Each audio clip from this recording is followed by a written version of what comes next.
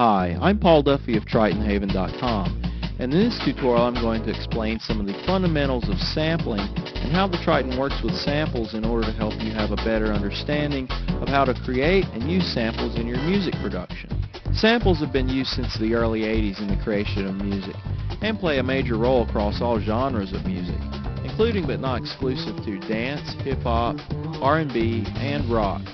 Most samples start their life as being a recorded portion of audio, whether it be an audio loop, such as a drum or bass pattern, vocal portions such as shouts and chorus phrases, or samples of real instruments, including guitars, woodwinds, or even keyboards. MIDI is different from samples in that when a pattern or song is played, a series of note messages or instructions will tell a keyboard or sound module to play a synthesized sound. This can be confusing to some artists new to working with electronic music because many synths and workstations often have internal sounds that are originally created from samples but stored in non-destructible memory, as in the Korg Triton, which has many realistic and high-quality multi-samples and drum kits from which the user can create programs and combinations. A sample, however, is a short audio portion that can either be recorded or loaded from a file and set up to be triggered by the keys or programmed to play during a sequence or song. Often edits and parameters such as cut, copy, paste, and truncating can be applied, as well as the ability to set up loop points and playback preferences. For instance, a user might capture a loop from a sample CD and use it as a rhythm portion in a song. Setting up a sample to be used in the Triton is a fast and easy three-part process. Once a sample is loaded into the Triton, you simply apply the necessary settings and edits to the sample and create a multi-sample.